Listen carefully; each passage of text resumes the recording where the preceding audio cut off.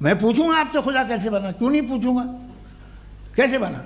बल्कि वो तो कायनात से कहीं ज़्यादा इंटेलिजेंट है, कायनात से कहीं ज़्यादा कॉम्प्लेक्स। जी वो हमेशा से है, आप कहेंगे मैं मान लूँगा। चूंकि ये यूनिवर्स और इस यूनिवर्स की तमाम चीजें कॉन्टिंजेंट हैं, कॉन्टिंजेंट होने का मतलब ये होता है कि जो अपने एग्जिस्टेंस पे किसी के ऊपर डिपेंड करती हो, तो जाहिर है ये यूनिवर्स कॉन्टिंजेंट है। और अगर कोई चीज कॉन्टिंजेंट नहीं है तो मैं रिक्वेस्ट करूंगा कि मुझे दिखा दें कि कौन सी चीज यूनिवर्स में कॉन्टिंजेंट नहीं है। और जब कॉन्टिंजेंट चीजें मौजूद हैं तो फिलोसोफर्स की इस्तिलाह के मुताबिक हम उस जगह तक पहुंचते हैं और उस हस्ती तक पहुंचते हैं जिसे नेसेसरी बीइंग कहा जाता है, कि ये वो नेसेसरी बीइंग है जिसका मौजूद ना होना नामुमकिन हो। क्योंकि अगर ये मौजूद ना हो तो सारी चीजें एग्जिस्टेंस में आएंगी ही नहीं, और ये सारी कॉन्टिंजेंट चीजें उसी के ऊपर डिपेंड करती हैं। अब अगर आप ये सवाल करते हैं कि फिर उस हस्ती को किसने बनाया, फिर उसका कॉज क्या है, फिर उसका कॉज क्या है, फिर उसका कॉज क्या है, और एंडलेसली चले जाएं, इसे हम कहते हैं इन्फिनिट रीग्रेस ऑफ कॉजेस, जो कि लॉजिकल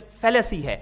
कॉन्सेप्चुअली इंफिनिटी पॉसिबल है। मिसाल के तौर पे न्यूमेरिकल्स 1 2 3 गिनते चले जाएं, इंफिनिट नंबर्स हैं। मैं कॉन्सेप्चुअली बात नहीं कर रहा, प्रैक्टिकली रियलिटी में साबित करके दिखाएं कि infinite regress of causes possible हैं या नहीं। अगर पॉसिबल हैं तो हम मान लेंगे, मिसाल दे दें, और पॉसिबल नहीं है तो एक ही ऑप्शन बचता है जिसे हम कहते हैं नेसेसरी बीइंग। ऐसी नेसेसरी बीइंग जो इंडिपेंडेंट है, क्योंकि अगर वो डिपेंडेंट हुई तो वो नेसेसरी नहीं रहेगी। ऐसी इंडिपेंडेंट बीइंग जो इटर्नल है, अगर वो इटर्नल नहीं होगी, उसकी बिगिनिंग होगी, तो वो खुद कॉन्टिंजेंट है। ऐसी बीइंग जो पावरफुल है, क्योंकि कॉन्टिंजेंट को एक्चुअलाइज करने के लिए पावर चाहिए। ऐसी बीइंग जो इंटेलिजेंट है और नॉलेजेबल है, क्योंकि ये यूनिवर्स स्पेसिफिक फॉर्म और स्पेसिफिक लॉज ऑफ नेचर के तहत प्रिसाइजली चल रहा है। Thank you.